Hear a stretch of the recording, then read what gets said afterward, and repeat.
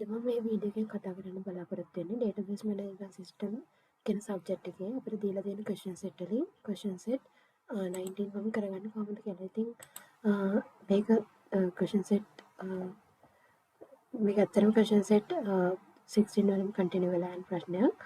ඉතින් මේක දීලා තියෙන requirement වලට අනුව අපි බලමු question එක කොහොමද කරගන්නේ කියලා.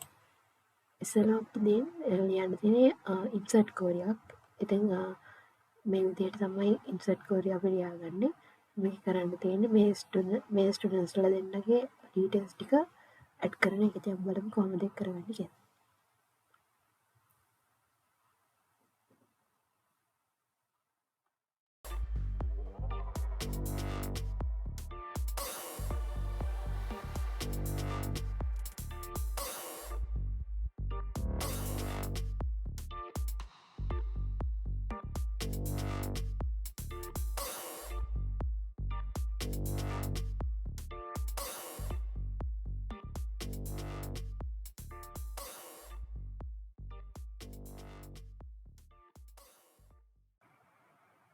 හරි දැන් අපි මේ query එක execute කරගෙන බලමු. එතකොට ඔයාලට පේනවා මෙතන data ස්ටුඩන්ට්ස්ලා දෙන්නගේ data insert වෙලා තියෙන විදිහ. ඊළඟට අපි බලමු දෙවෙනි question එකේ මොකද්ද කරන්න තියෙන්නේ කියලා. දෙවෙනි question එකේ කරන්න තියෙන්නේ මේ index number එක අයිති ස්ටුඩන්ට්ගේ last name එක change කරන එක. ඉතින් ඒකට update query එකක් තමයි අපිට ලියන්න වෙන්නේ. අපි බලමු update query කොහොමද ලියාගන්නේ කියලා. මෙතන අපිට කන්ඩිෂන් එකක් දාන්න වෙනවා ඉන්ඩෙක්ස් නම්බර් එක මේ ස්ටුඩන්ට්ගේ ලාස්ට් නේම් එක මේ විදිහට වෙනස් කරන්න කියලා. ඉතින් බලමු කොහොමද ඒක කරගන්නේ කියලා.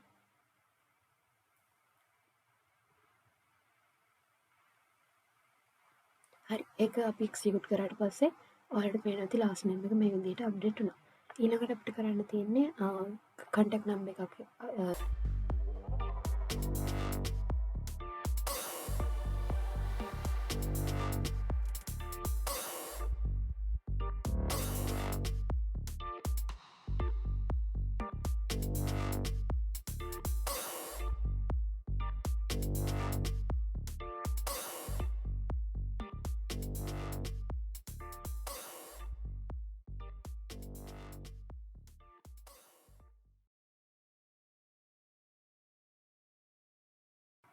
හරි ඒක මේ විදිහට එක්සිකියුට් කරාට පස්සේ මේ විදිහට ඔයාලට පේනවා නම්බර් එක අප්ඩේට් වෙලා තියෙනවා. ඊට පස්සේ අපි බලමු මොකද්ද කරන්න තියෙන්නේ කියලා. ඊට පස්සේ අපිට කරන්න තියෙන්නේ නතාෂා විමලසේන කියන ස්ටුඩන්ට් මේ පාසලෙන් යනවා. ඉතින් එයාගේ නේම් එක ටේබල් එකෙන් රිමූව් කරන්න තමයි තියෙන්නේ එයාගේ ඩීටේල්ස් ටික. ඉතින් ඒකට අපිට පාවිච්චි කරන්න වෙන්නේ delete කියන query statement එක. අපි බලමු නටාෂා විමලසේන කියන ස්ටුඩන්ට් ටේබල් එක රිමූව් කරන්නේ කොහොමද කියලා.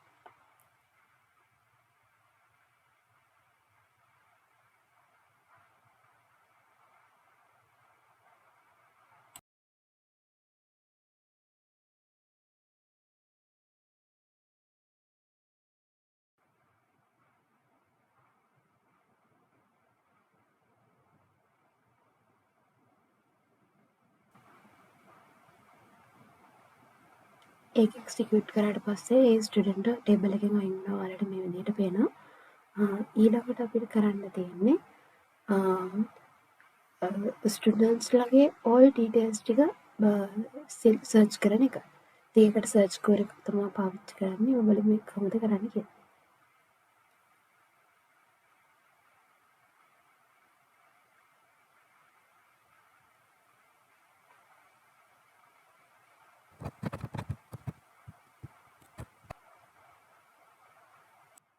මේ විදිහට query එක එක්සිකියුට් කරගත්තට පස්සේ ඔයාලට පේනවා all the students ලාගේ details ඔක්කොම මෙතන සර්ච් වෙලා තියෙනවා.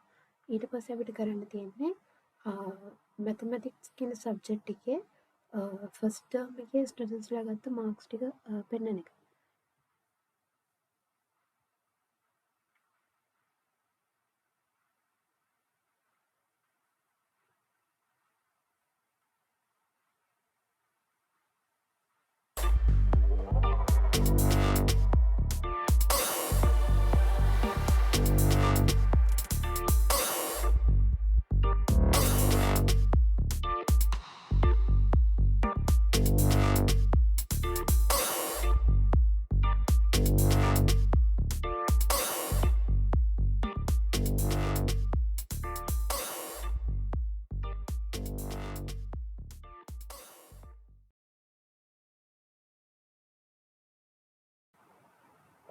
මෙතනදී අපි ටේබල්ස් දෙකක් වගේ අවශ්‍ය වෙන නිසා අපි ඒකට ඉනර් ජොයින් කියන රූල් එක පාවිච්චි කරනවා. ඉතින් ඉනර් ජොයින් වලින් කරන්නේ ටේබල්ස් දෙකක් සම්බන්ධ කරන එක. ඊට පස්සේ අපිට පුළුවන් ඔන් කියන එක පාවිච්චි කරලා ටේබල්ස් දෙකේ ඊක්වල් වෙන කොලම්ස් දෙක අපිට පෙන්වන්න. ඉතින් ඒ විදිහට තමයි මේ query statement එක ලියලා තියෙන්නේ.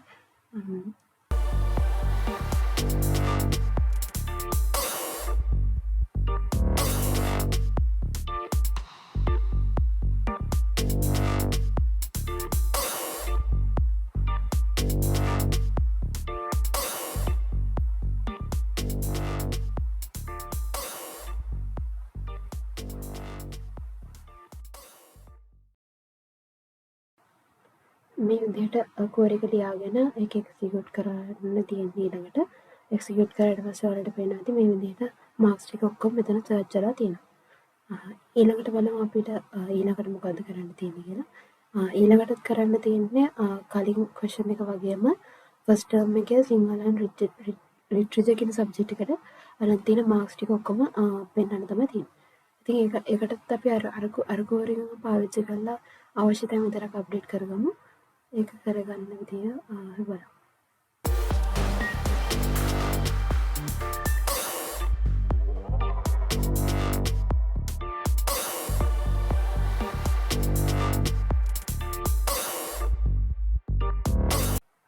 අපි මේක එක්සිකියුට් කරගෙන බලමු. හරි මේක එක්සිකියුට් කරාට පස්සේ මේ විදිහට සිංහල and ලිටරේචර් කියන සබ්ජෙක්ට් එකට අරගත්ත මාක්ස් ටික පෙන්වනවා. අපි බලමු ලාස්ට් ක්වෙස්චන් එකේ මොකද කරන්න තියෙන්නේ කියලා. කරන්න තියෙන්නේ අපිට අමන්දි විජේසිංහ කියන ස්ටුඩන්ට්ගේ ඉන්ෆර්මේෂන් ටික රිමූව් කරන්න තමයි සරල මේකෙන් කරන්න තියෙන්නේ. ඉතින් ඒකට පාවිච්චි කරන්නේ ඩිලීට් කෝඩ් එකක්. ඩිලීට් කෝඩ් එකක් පාවිච්චි කරලා බලමු කොහොමද ඒක කරගන්නේ කියලා.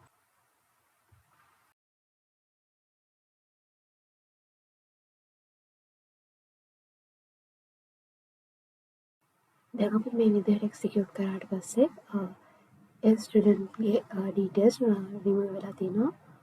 ඔයාලට බලා ගන්න පුළුවන් වෙයි මේක රීෆ්‍රෙෂ් කරාට පස්සේ.